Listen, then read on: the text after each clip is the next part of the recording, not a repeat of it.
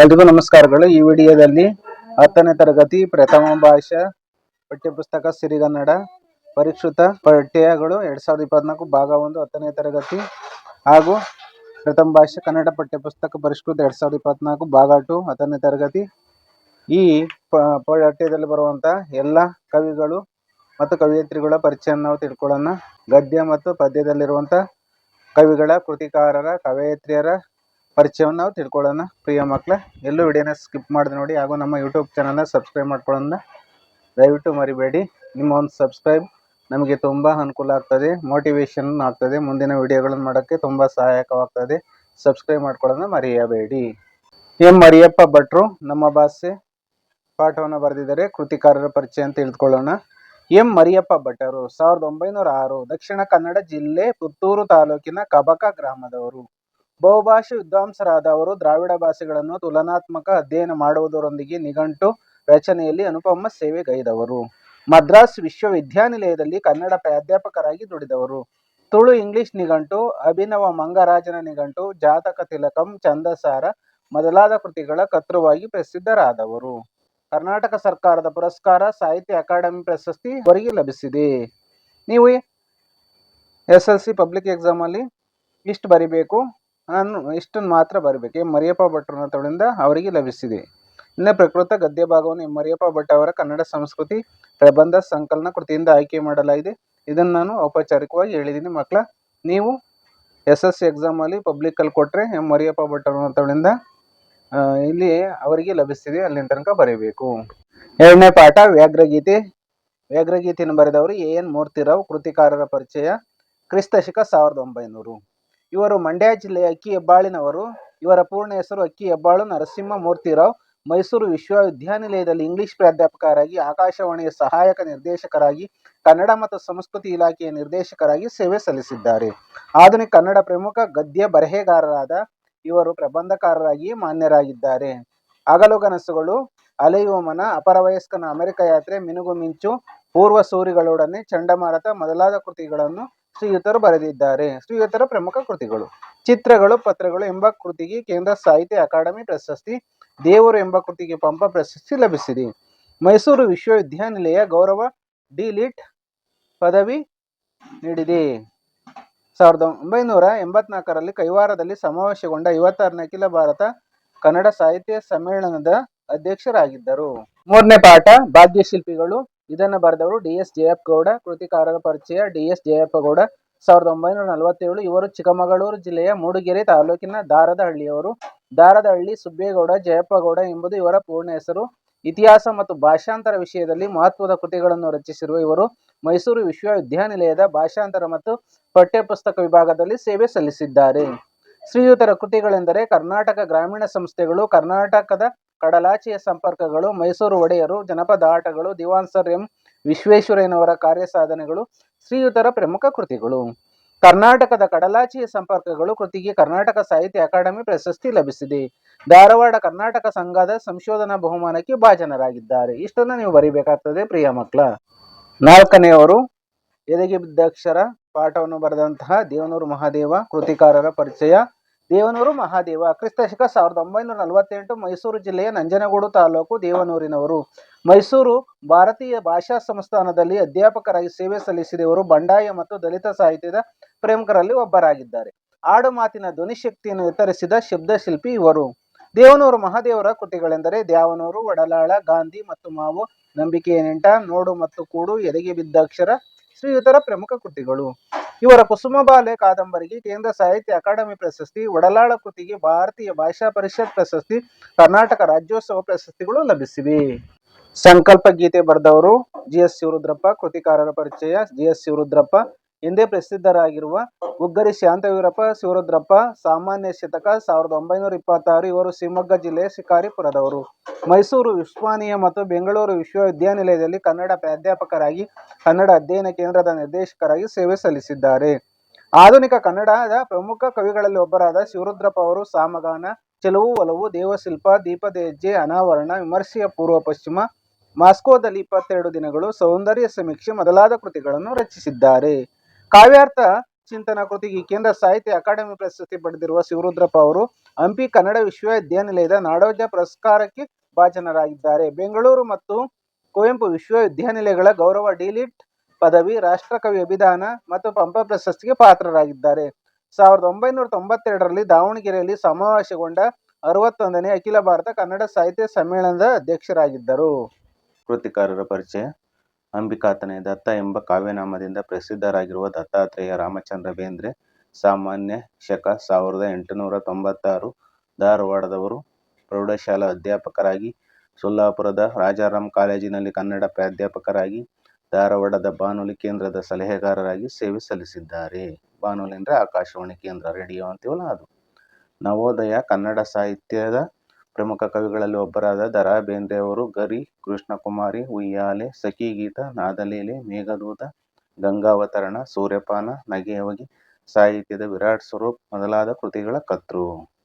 Marathi, English ಭಾಷೆಯೂ ಸೇರಿದಂತೆ ಸಾಹಿತ್ಯದ ವಿವಿಧ ಪ್ರಕಾರಗಳಲ್ಲಿ ಕೃತಿಗಳನ್ನು ರಚಿಸಿದ್ದಾರೆ. ಅರಳು ಮರಳು ಕವನ ಸಂಕಲನಕ್ಕೆ ಕೇಂದ್ರ ಸಾಹಿತ್ಯ ಅಕಾಡೆಮಿ ಪ್ರಶಸ್ತಿ, 4 ತಂತಿ ಕವನ ಸಂಕಲನಕ್ಕೆ ಜ್ಞಾನಪೀಠ ಪ್ರಶಸ್ತಿ ಲಭಿಸಿವೆ. ಭಾರತ ಸರ್ಕಾರದ ಪದ್ಮಶ್ರೀ ಪುರಸ್ಕಾರಕ್ಕೆ ಭಾಜನರಾಗಿರುವ ಬೇಂದ್ರೆಯವರು 1943ರಲ್ಲಿ ಶಿವಮೊಗ್ಗದಲ್ಲಿ ಸಮಾವೇಶಗೊಂಡ 27ನೇ ಕನ್ನಡ ಸಾಹಿತ್ಯ ಸಮ್ಮೇಳನದ ಅಧ್ಯಕ್ಷರಾಗಿದ್ದರು. ಕುಮಾರವ್ಯಾಸ. ಕೃತಿಕಾರರ ಪರಿಚಯ. ಕುಮಾರವ್ಯಾಸ ಸಾಮಾನ್ಯ ಶಕ 1430. ಕುಮಾರವ್ಯಾಸ ಎಂದೇ ಪ್ರಸಿದ್ಧನಾಗಿರುವ ಗದಗಿನ ನಾರಣಪ್ಪ ಗದಗ ಪ್ರಾಂತ್ಯದ ಕೊಳ್ಳಿವಾಡದವನು. ಆದಿಕವಿ ಪಂಪನ ಅನಂತರದ ವ್ಯಾಸರ ಮಹಾಭಾರತದ ಕನ್ನಡದಲ್ಲಿ ಮೊದಲ 10 ಪರ್ವಗಳನ್ನು ರಚಿಸಿ ಪಂಡಿತರಿಗೆ ಮಾತ್ರವಲ್ಲದೆ ಪಾಮರರಿಗೂ ಕಾಮಧೇನು ಎಂಬ ಗೌರವಕ್ಕೆ ಪಾತ್ರನಾದ ಕುಮಾರವ್ಯಾಸ.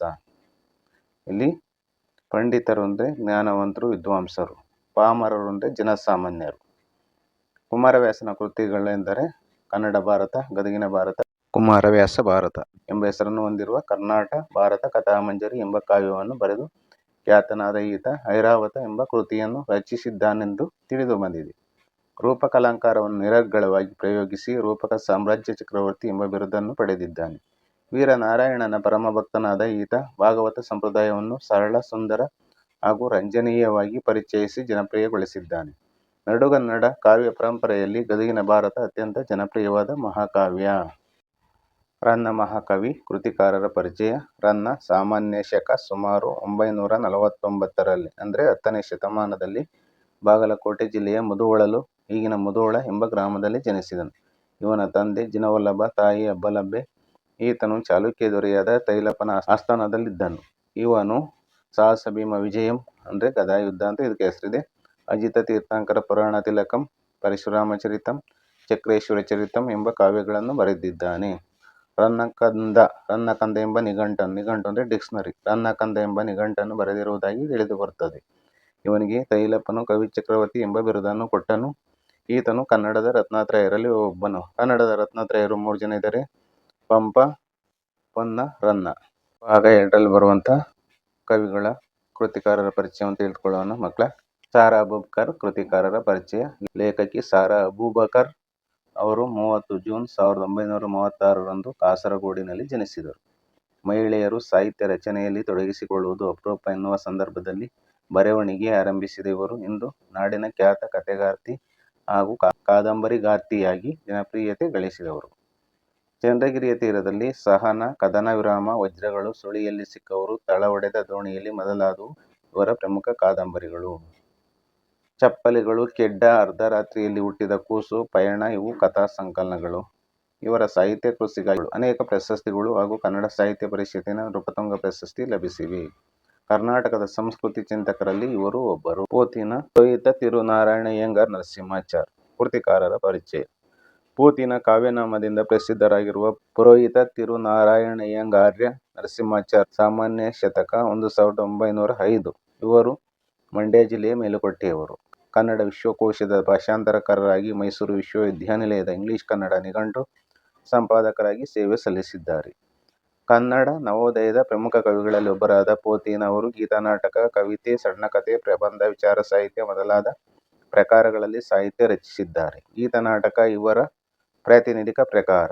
ಇವರ ಕೃತಿಗಳು ಅಹಲ್ಯ, ಗೋಕುಲ ನಿರ್ಗಮನ, ಶಬರಿ, ವಿಕಟ ಕವಿ ವಿಜಯ, ಹಂಸ ದಮಯಂತಿ ಮತ್ತು ಇತರ ರೂಪಕಗಳು.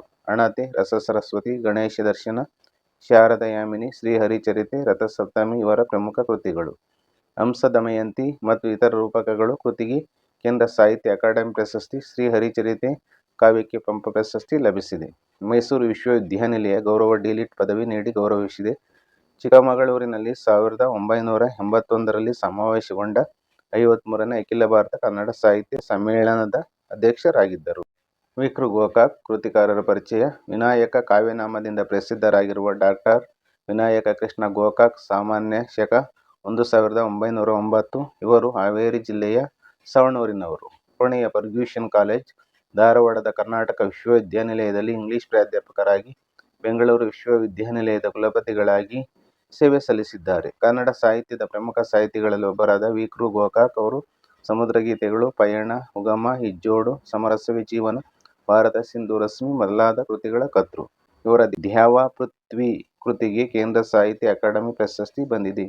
ಇವರಿಗೆ ಕರ್ನಾಟಕ ವಿಶ್ವವಿದ್ಯಾನಿಲಯದ ಗೌರವ ಡಾಕ್ಟರೇಟ್, ಬೆಂಗಳೂರು ವಿಶ್ವವಿದ್ಯಾನಿಲಯದ ಗೌರವ ಡಿ.ಲಿಟ್ ಪದವಿ ಲಭಿಸಿವೆ. ಸಮಗ್ರ ಸಾಹಿತ್ಯಕ್ಕಾಗಿ ಜ್ಞಾನಪೀಠ ಪ್ರಶಸ್ತಿಗೂ ಭಾಜನರಾಗಿದ್ದಾರೆ. ಭಾರತ ಸರ್ಕಾರ ಪದ್ಮಶ್ರೀ ಪುರಸ್ಕಾರ ನೀಡಿ ಗೌರವಿಸಿದೆ. ಶಿವಕೋಟ್ಯಾಚಾರ್ಯ ಕೃತಿಕಾರರ ಪರಿಚಯ. ಶಿವಕೋಟ್ಯಾಚಾರ್ಯ ಕನ್ನಡದ ಪ್ರಥಮ ಗದ್ಯಕೃತಿ ಒಡ್ಡಾರಾಧನೆಯ ಕರ್ತೃ. ಇವನ ಕಾಲ ಕ್ರಿಸ್ತ ಶಕ ಸುಮಾರು 10ನೇ ಶತಮಾನ. ವಿಜಯನಗರ ಜಿಲ್ಲೆಯ ಕೊಟ್ಟೂರು ತಾಲೂಕಿನ ಕೋಗಳಿ ನಾಡಿನವನು. ಈ ಹಿಂದೆ ಕೋಗಳಿ ನಾಡು ಬಳ್ಳಾರಿ ಜಿಲ್ಲೆಯ ಹಗರಿಬೊಮ್ಮನಹಳ್ಳಿ ತಾಲೂಕಿನಲ್ಲಿತ್ತು. ಜೈನ ಧಾರ್ಮಿಕ ಕಥೆಗಳ ಸಂಗ್ರಹವಾದ ಒಡ್ಡಾರಾಧನೆಯಲ್ಲಿ 19 ಕಥೆಗಳಿವೆ. ಈ ಕಥೆಗಳ ನಾಯಕರೆಲ್ಲ ಧರ್ಮವೀರರು. ಕೆಲವರು ಮೋಕ್ಷವನ್ನು ಸಂಪಾದಿಸಿಕೊಳ್ಳುತ್ತಾರೆ, ಕೆಲವರು ಮೋಕ್ಷಕ್ಕೆ ನೆರೆಮನೆಯಾದ ಸರ್ವಾರ್ಥ ಸಿದ್ಧಿ ಎಂಬ ಸ್ವರ್ಗಕ್ಕೆ ಹೋಗುತ್ತಾರೆ. ಪುಣ್ಯ ಪಾಪ ರೂಪವಾದ ಕರ್ಮಕ್ಷಯದಿಂದ ಸಿದ್ಧಿಗಳು ಉಂಟಾಗುತ್ತವೆ. ಕರ್ಮಕ್ಷಯವು ತಪಸ್ಸಿನಿಂದ ಮಾತ್ರ ಸಾಧ್ಯ ಎಂಬ ಸಂದೇಶವನ್ನು ಈ ಕಥೆಗಳು ಸಾರುತ್ತವೆ. ಕುವೆಂಪು ಕೃತಿಕಾರರ ಪರಿಚಯ. ಕುವೆಂಪು ಕಾವ್ಯನಾಮದಿಂದ ಪ್ರಸಿದ್ಧರಾದ ಕುಪ್ಪಳ್ಳಿ ವೆಂಕಟಪ್ಪ ಪೊಟ್ಟಪ್ಪ ಅವರು ಮಲೆನಾಡ ಮಡಿಲಾದ ಶಿವಮೊಗ್ಗ ಜಿಲ್ಲೆಯ ತೀರ್ಥಹಳ್ಳಿ ಸಮೀಪದ ಕುಪ್ಪಳ್ಳಿಯವರು. ಜನನ 1904 ಡಿಸೆಂಬರ್ 29. ಮಹಾರಾಜ ಕಾಲೇಜಿನ ಪ್ರಾಧ್ಯಾಪಕರಾಗಿ, ಪ್ರಿನ್ಸಿಪಾಲರಾಗಿ, ಮೈಸೂರು ವಿಶ್ವವಿದ್ಯಾನಿಲಯದ ಕುಲಪತಿಗಳಾಗಿ ನಿವೃತ್ತರಾದರು. ಆಧುನಿಕ ಕನ್ನಡ ಸಾಹಿತ್ಯದ ಕವಿಗಳಲ್ಲಿ ಅಗ್ರಗಣ್ಯರಾದ ಕುವೆಂಪು ಅವರು ಕನ್ನಡ ಸಾಹಿತ್ಯದ ಎಲ್ಲ ಪ್ರಕಾರಗಳಲ್ಲಿಯೂ ಕೃತಿ ರಚಿಸಿದ್ದಾರೆ. ಕೊಳಲು, ಪಾಂಚಜನ್ಯ, ಪ್ರೇಮ ಕಾಶ್ಮೀರ, ಪಕ್ಷಿಕಾಸಿ, ಕವನ ಸಂಕಲನಗಳು, ನನ್ನ ದೇವರು ಮತ್ತು ಇತರ ಕಥೆಗಳು, ಸನ್ಯಾಸಿ ಮತ್ತು ಇತರ ಕಥೆಗಳು, ಕಥಾ ಸಂಕಲನಗಳು, ಕಾನೂರು ಹೆಗ್ಗಡತಿ, ಮಲೆಗಳಲ್ಲಿ ಮದುಮಗಳು, ಕಾದಂಬರಿಗಳು, ತಪೋನಂದನ, ರಸೋವೇಸಹ, ವಿಮರ್ಶಾ ಸಂಕಲನಗಳು, ಅಮಲನ ಕಥೆ, ಮೋಡಣ್ಣನ ತಮ್ಮ, ಬೊಮ್ಮನಹಳ್ಳಿಯ ಕಿಂದರಿ ಜೋಗಿ, ಮಕ್ಕಳ ಪುಸ್ತಕಗಳು, ಜಲಗಾರ, ಯಮನ ಸೋಲು, ಬೆರಳಿಗೆ ಕೊರಳ್, ನಾಟಕಗಳು, ನೆನಪಿನ ದೋಣಿಯಲ್ಲಿ, ಆತ್ಮಕಥನ ಮುಂತಾದ ಸುಮಾರು 70 ಕೃತಿಗಳನ್ನು ರಚಿಸಿ ಕನ್ನಡ ಸಾಹಿತ್ಯ ಸಂಪತ್ತನ್ನು ಸಮೃದ್ಧಗೊಳಿಸಿದ್ದಾರೆ. ಶ್ರೀ ರಾಮಾಯಣ ದರ್ಶನಂ ಮಹಾಕಾವ್ಯಕ್ಕೆ ಕೇಂದ್ರ ಸಾಹಿತ್ಯ ಅಕಾಡೆಮಿ ಪ್ರಶಸ್ತಿ ಮತ್ತು 1968ರಲ್ಲಿ ಭಾರತೀಯ ಜ್ಞಾನಪೀಠ ಪ್ರಶಸ್ತಿ ದೊರಕಿದೆ. ಧಾರವಾಡದಲ್ಲಿ ನಡೆದ 1957ರ 39ನೇ ಸಾಹಿತ್ಯ ಸಮ್ಮೇಳನದ ಅಧ್ಯಕ್ಷತೆ ವಹಿಸಿದ್ದರು. ಇವರಿಗೆ 1964ರಲ್ಲಿ ರಾಷ್ಟ್ರಕವಿ, 1988ರಲ್ಲಿ ಪಂಪ ಪ್ರಶಸ್ತಿ, 1991ರಲ್ಲಿ ಪದ್ಮವಿಭೂಷಣ ಪ್ರಶಸ್ತಿ ದೊರೆತಿದೆ. ಅಲ್ಲದೆ ಮೈಸೂರು, ಕರ್ನಾಟಕ, ಬೆಂಗಳೂರು ಮತ್ತು ಗುಲ್ಬರ್ಗ ವಿಶ್ವವಿದ್ಯಾನಿಲಯಗಳಿಂದ ಗೌರವ ಡಾಕ್ಟರೇಟ್ ಸಂದಿದೆ. 1992ರಲ್ಲಿ ಕರ್ನಾಟಕ ರತ್ನ ಪ್ರಶಸ್ತಿ ಲಭಿಸಿದೆ. ಕೃತಿಕಾರರ ಪರಿಚಯ. ಲಾವಣಿಗಳು ಜನಪದ ಸಾಹಿತ್ಯದ ಒಂದು ವಿಶಿಷ್ಟ ಪ್ರಕಾರ. ವೀರತನ, ಸಾಹಸವನ್ನು ವರ್ಣಿಸುವುದರಿಂದ ಲಾವಣಿ ಎಂದರೆ ವೀರಗೀತೆ ಎಂದು ಕರೆಯುವುದು ವಾಡಿಕೆ. ಏಕ ಘಟನೆಯನ್ನಾಧರಿಸಿದ್ದು ಕಥನಾತ್ಮಕವಾಗಿರುವ ಲಾವಣಿಗಳು ಹಾಡಿನ ರೂಪದಲ್ಲಿ ಕಟ್ಟಿದ ಕಥೆ. ಜನಸಾಮಾನ್ಯರು ರಚಿಸಿರುವ ಲಾವಣಿಗಳು ವಸ್ತುನಿಷ್ಠವಾಗಿರುತ್ತವೆ. ಹಿಂದಿನಿಂದ ವಾಕ್ ಪರಂಪರೆಯಲ್ಲಿ ಉಳಿದು ಬಂದಿದ್ದು ಐತಿಹಾಸಿಕ ಮಹತ್ವ ಪಡೆದಿವೆ. ಗದ್ಯದ ಒಳಹನ್ನು, ಭಾವಗೀತದ ಸತ್ವವನ್ನು ಹೊಂದಿರುವ ಲಾವಣಿಗಳು ಧ್ವನಿ ರಮ್ಯತೆಯನ್ನು, ಅರ್ಥ ಸೌಂದರ್ಯವನ್ನು ಹೊಂದಿವೆ. ಪ್ರಸ್ತುತ ಲಾವಣಿಯನ್ನು ಡಾ. ಬಿ. ಎಸ್. ಗದ್ದಗಿಮಠ ಅವರ ಕನ್ನಡ ಜನಪದ ಗೀತೆಗಳು ಕೃತಿಯಿಂದ ಆಯ್ದು ಸಂಪಾದಿಸಿ ನೀಡಲಾಗಿದೆ. ಲಕ್ಷ್ಮೀಶ ಕವಿ. ಕೃತಿಕಾರರ ಪರಿಚಯ. ಲಕ್ಷ್ಮೀಶ ಸಾಮಾನ್ಯ ಶಕ 1550. ಚಿಕ್ಕಮಗಳೂರು ಜಿಲ್ಲೆಯ ಕಡೂರು ತಾಲೂಕಿನ ದೇವನೂರಿನವನು. ಈತನಿಗೆ ಲಕ್ಷ್ಮೀರಮಣ, ಲಕ್ಷ್ಮೀಪತಿ ಎಂಬ ಹೆಸರುಗಳು ಇವೆ. ಜೈಮಿನಿ ಭಾರತವೆಂಬ ಪ್ರಸಿದ್ಧ ಕಾವ್ಯದ ಕರ್ತೃ. ಲಕ್ಷ್ಮೀಶ ಕವಿಗೆ ಉಪಮಾಲೋಲ, ಕರ್ನಾಟಕ ವಿಚೂತನ ವನಚೈತ್ರ ಎಂಬ ಬಿರುದುಗಳಿವೆ. ಲಕ್ಷ್ಮೀಶ ವಿರಚಿತ ಜೈಮಿನಿ ಭಾರತ ಕಾವ್ಯವನ್ನು ದೇವುಡು ನರಸಿಂಹಶಾಸ್ತ್ರಿ ಮತ್ತು ಬಿ. ಶಿವಮೂರ್ತಿ ಶಾಸ್ತ್ರಿ ಇವರು ಸಂಪಾದಿಸಿದ್ದು, ಅದರ 20ನೇ ಸಂಧಿಯಿಂದ ಈ ಭಾಗವನ್ನು ಆಯ್ಕೆ ಮಾಡಲಾಗಿದೆ. ಪಂಪ. ಕೃತಿಕಾರರ ಪರಿಚಯ. ಪಂಪ ಮಹಾಕವಿ. ಸಾಮಾನ್ಯ ಶತಕ ಅಥವಾ ಸಾಮಾನ್ಯ ಶಕ 902. ವೆಂಗಿಮಂಡಲದ ವೆಂಗಿಪಳು ಎಂಬ ಅಗ್ರಹಾರದವನು. ಕೃಷ್ಣ ಮತ್ತು ಗೋದಾವರಿ ನದಿಗಳ ನಡುವಿನ ಸ್ಥಳವಾದ ವೆಂಗಿಪಳು ನಿಸರ್ಗ ಸೌಂದರ್ಯದ ತಾಣ. ಚಾಲುಕ್ಯರ ಹರಿಕೇಸರಿ ಆಸ್ಥಾನ ಕವಿಯಾಗಿದ್ದ ಪಂಪ, ಆದಿಪುರಾಣ ಮತ್ತು ವಿಕ್ರಮಾರ್ಜುನ ವಿಜಯಂ ಎಂಬ ಮಹಾಕಾವ್ಯಗಳ ಕರ್ತೃ. ವಿಕ್ರಮಾರ್ಜುನ ವಿಜಯ ಕಾವ್ಯಕ್ಕೆ ಪಂಪ ಭಾರತ ಎಂಬ ಮತ್ತೊಂದು ಹೆಸರಿದೆ. ಕಲಿಯೂ ಕವಿಯೂ ಆಗಿದ್ದ ಪಂಪ ರತ್ನತ್ರಯರಲ್ಲಿ ಒಬ್ಬ. ಸರಸ್ವತಿ ಮಣಿಹಾರ, ಸಂಸಾರ ಸಾರೋದಯ, ಕವಿತಾ ಗುಣಾರ್ಣವ ಎಂಬ ಬಿರುದುಗಳನ್ನು ಪಡೆದಿದ್ದ ಕವಿ ಹಾಗೂ ಪಂಪನಿಗೆ ಕನ್ನಡದ ಆದಿಕವಿ ಅಂತಲೂ ಸಹ ಬಿರುದಿದೆ. ಎಲ್ಲರಿಗೂ ಸಹ ಈ ವಿಡಿಯೋನ ಆಲಿಸಿದ್ದಕ್ಕಾಗಿ ತುಂಬ ಹೃದಯದ ಧನ್ಯವಾದಗಳು.